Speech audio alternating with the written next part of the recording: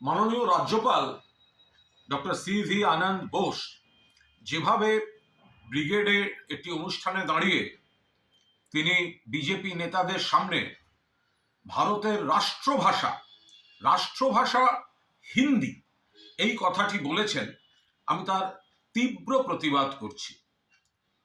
মহামান্য রাজ্যপালের জানা উচিত ভারতবর্ষে কোনো রাষ্ট্রভাষা নেই। ভারতবর্ষে কোনো রাষ্ট্রভাষা নেই। আমরা সংবিধানে অষ্টম তফসিলে 22টি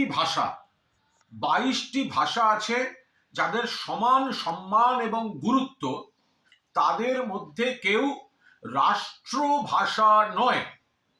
অফিসিয়াল ল্যাঙ্গুয়েজ, কাজ চালাবার জন্য সরকার যে ভাষা ব্যবহার করে সেখানে হিন্দি আছে এবং সেটা ধারা অনুচ্ছেদ 343 অনুযায়ী দেবনাগরী বিন্যাসে হিন্দি, কিন্তু সেটা রাষ্ট্রভাষা নয়, সেটা সরকারি কাজ চালাতে ব্যবহার হতে পারে, সে তো ইংরেজিও ব্যবহার হয়, কিন্তু হিন্দি ভারতবর্ষের রাষ্ট্রভাষা এটা কখনো বলা যাবে না।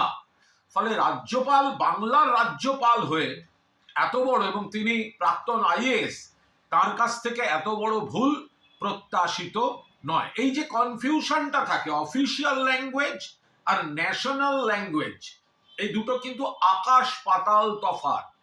ফলে ন্যাশনাল ল্যাঙ্গুয়েজ, রাষ্ট্রভাষা, ভারতবর্ষের কোনো রাষ্ট্রভাষা নেই। আবার বলছি, 22টা ভাষা এখানে স্বীকৃত অষ্টম তফসিলে, তার মধ্যে বাংলাও রয়েছে।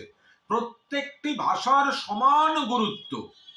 সেখানে একটি ভাষাকে রাষ্ট্রভাষা বলে চালানো, এটা রাজ্যপাল আমার মনে হয় তার কোনো বিবৃতি দিয়ে এত বড় একটি ভুল, মানুষের কাছে এই ধরনের একটা ভুল বার্তা দেয়া, ভুল শব্দ প্রয়োগ। আপনি অফিসিয়াল ল্যাঙ্গুয়েজ শব্দটা যদি বা বলতে পারেন, আপনি ন্যাশনাল ল্যাঙ্গুয়েজ এই শব্দটা আপনি ব্যবহার করতে পারেন না। তার সঙ্গে আপনি মা এবং ধাইমার একটা তুলনা করেছেন, যে আমাদের হিন্দি আছে মা, কিন্তু ধাইমা ইংরেজি বা এই কথাটা কোনো ভাষাকে এইভাবে এই তুলনা দিয়ে আপনি কি ধাইমাকেও অপমান করছেন? এটা তো হয় না। আমরা ধাইমাকে মায়ের মতো শ্রদ্ধাতেই তাদের দেখা হয়। ফলে এই হিন্দি রাষ্ট্রভাষা, এই ভুল তথ্যটা প্রতিষ্ঠা করতে গিয়ে সামাজিক কিছু, যে একেবারে নারীর বন্ধন, আত্মার আত্মীয় যারা, তাদেরকে তুলনার মধ্যে ফেলে ছোট করা, এটা বোধহয় মাননীয় রাজ্যপাল ঠিক হলো না। সম্পূর্ণভাবে আপনি এটি ভুল বলেছেন। আশা করব এই ভুল প্রকাশ্য বিবৃতিতেই সংশোধন করবেন।